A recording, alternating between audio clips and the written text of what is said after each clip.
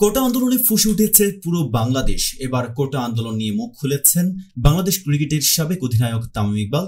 একই সাথে কোটা আন্দোলন নিয়ে এবার মুখ খুলেছেন ক্রিকেটার মেহেদী হাসান মিরাজ, মুখ খুলেছেন মাওলানা মিজানুর রহমান আজহারি। একই সাথে কোটা আন্দোলন নিয়ে মুখ খুলেছেন ছোট পর্দার অভিনেতা আফরান নিশু। দর্শক, জনপ্রিয় খেলোয়াড়, অভিনেতা এবং শায়েখরা কি বলেছেন এই কোটা আন্দোলন নিয়ে, কি অভিমত দিয়েছেন তারা, চলুন তার বিস্তারিত জেনে নেওয়া যাক। দর্শক, কোটা সংস্কার আন্দোলনের সাধারণ শিক্ষার্থীদের উপর ছাত্রলীগের হামলার ঘটনায় উত্তাল পুরো দেশ। পুরো ছাত্র সমাজ ফুঁসে উঠেছে। হামলায় সাধারণ শিক্ষার্থী সহ কয়েকজনের মৃত্যু হয়েছে, আহত হয়েছেন কয়েক শতাধিক শিক্ষার্থী।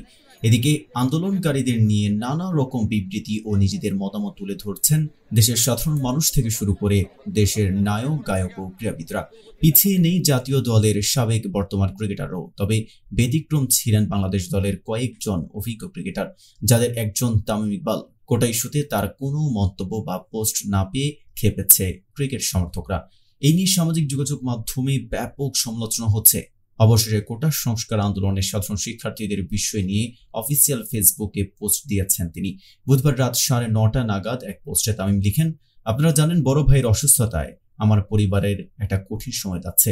আমিও দেশের বাইরে আছি, তবে দেশে যা হচ্ছে তা জেনে মনটা আর অস্থির হয়ে উঠেছে।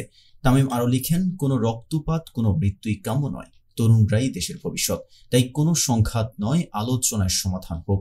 এই অস্থিরতা দ্রুতই কেটে যাক, দেশ ও দেশের মানুষ ভালো থাকুক। কোটা সংস্কার আন্দোলনে এই চলমান সহিংসতা নিয়ে কথা বললেন দেশের চলচ্চিত্র অঙ্গনের সুপারস্টার শাকিব খান। বুধবার বিষয়টি নিয়ে ফেসবুকে একটি পোস্ট করেছেন শাকিব। সেই পোস্টে চলমান আন্দোলনে ঘটে যাওয়া সহিংসতার কথা উল্লেখ করে অভিনেতা লিখেছেন, আমার প্রাণের বাংলাদেশ এভাবে রক্তাক্ত হতে পারে না, কারো মা বাবার বুক এভাবে খালি হতে পারে না।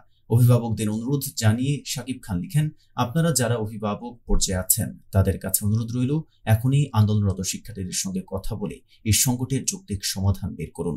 একই রকম বার্তা দিয়েছেন মেহেদী হাসান মিরাজ। মিরাজ তার নিজের ভেরিফাইড ফেসবুক আইডিতে লিখেছেন, আসসালামু আলাইকুম। শিক্ষায় যদি জাতির মেরুদণ্ড হয় তবে শিক্ষার্থীরা হলো হৃৎপিণ্ড।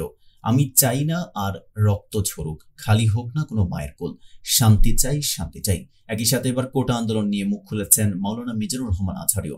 আজ বুধবার নিজের ভেরিফাইড ফেসবুক পেজে এক পোস্টে তিনি লিখেন, শুধু কোটা নয়, গোটা দেশটাই সংস্কারের প্রয়োজন।